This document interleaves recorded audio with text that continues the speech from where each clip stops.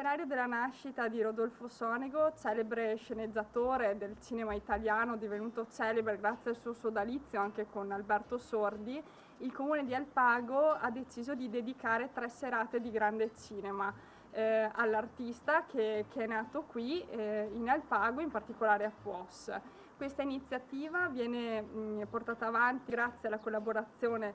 con l'associazione Lago Film Festival di Revine Lago ed in particolare alla curatrice Viviana Carletta, e anche grazie alla collaborazione storica con il contenitore culturale Il Mese del Libro. In programma nel corso dell'anno appunto intitolato Sonego 100 ci sono altri eventi, non solo in comune di Alpago ma in altri comuni della provincia e della regione, e anche il comune di Alpago penserà a qualche altro tributo appunto a Rodolfo Sonego. Vi aspettiamo quindi per 3 serate di cinema all'aperto che partiranno i mercoledì di agosto. Il primo mercoledì